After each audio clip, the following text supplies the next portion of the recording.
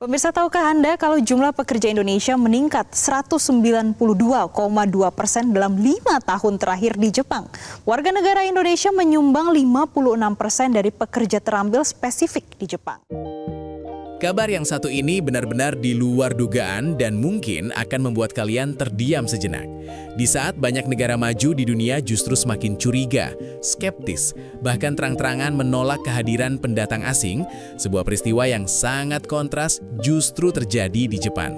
Negara yang selama ini dikenal sangat tertutup, super disiplin, dan memiliki standar sosial yang nyaris sempurna, kini malah menunjukkan sikap yang bikin kita sebagai orang Indonesia merinding karena bangga.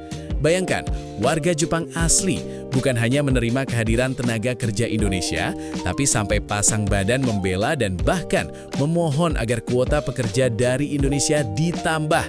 Bukan diminta oleh pemerintah, bukan pula karena tekanan diplomatik, tapi murni suara dari masyarakat biasa. Pertanyaannya, kok bisa?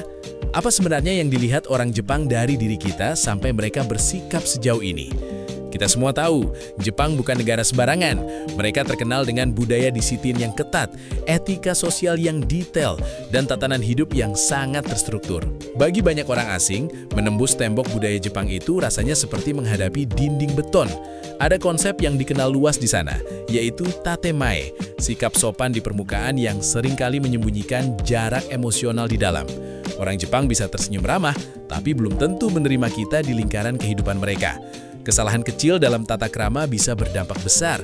Salah buang sampah, salah waktu bicara, atau sikap yang dianggap kurang peka bisa langsung membuat hubungan sosial membeku. Maka wajar jika Jepang sering dianggap sebagai negara yang sulit ditembus oleh pendatang. Namun, justru disinilah keajaiban itu terjadi. Di tengah isu global tentang imigran yang sering dikaitkan dengan masalah sosial, kriminalitas, dan benturan budaya, nama Indonesia muncul sebagai pengecualian yang mengejutkan. Dalam berbagai diskusi online, media sosial, hingga kolom komentar portal berita Jepang, muncul pola yang konsisten. Warga Jepang secara terbuka menyuarakan dukungan terhadap pekerja Indonesia. Bahkan tidak sedikit yang dengan jujur menulis, jika harus menerima pekerja asing, tolong prioritaskan orang Indonesia. Kami lebih nyaman dengan mereka. Kalimat itu bukan karangan, itu realitas yang sedang terjadi. Lalu kenapa harus Indonesia? Kenapa bukan negara lain yang mungkin lebih maju secara ekonomi atau lebih dekat secara geografis?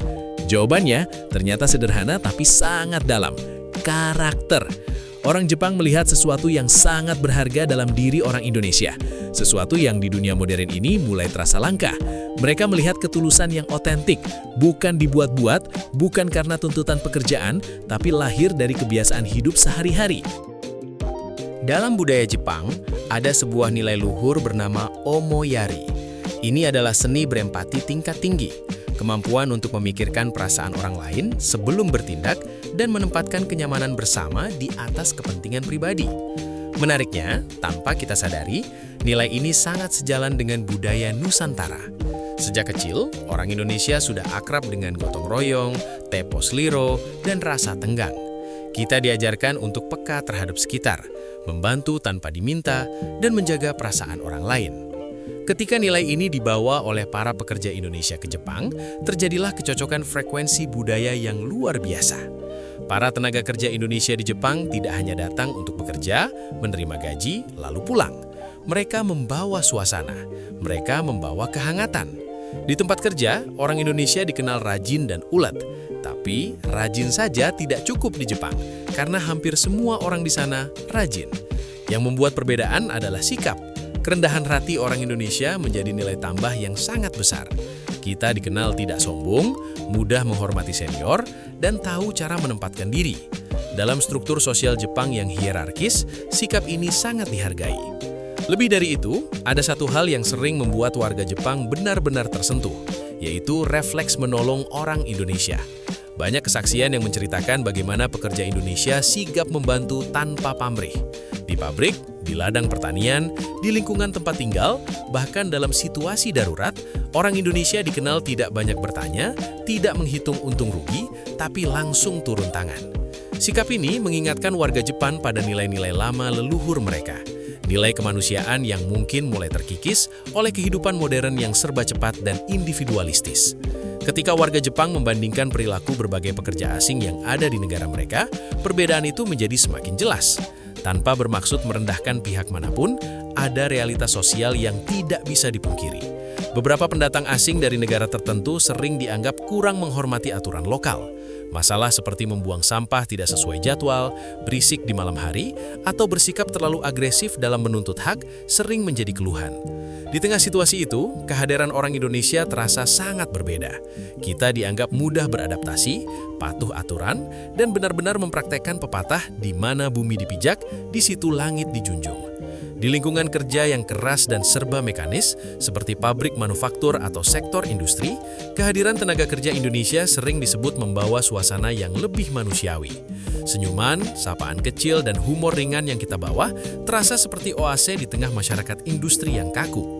Bahkan di sektor perawatan lansia, perawat Indonesia dikenal sangat sabar, penuh empati, dan memperlakukan orang tua Jepang seperti keluarga sendiri. Bagi warga Jepang, ini bukan hal kecil.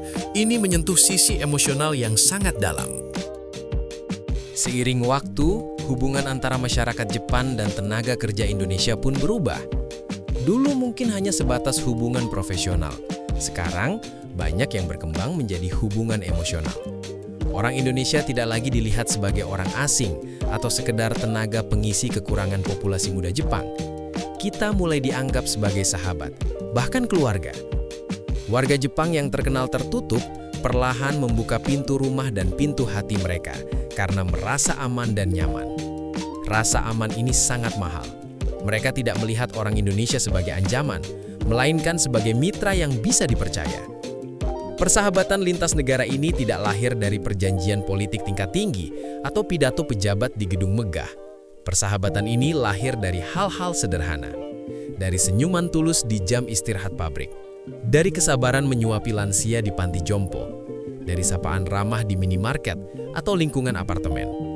Inilah bukti bahwa nilai-nilai kemanusiaan yang kita bawa dari rumah berlaku universal.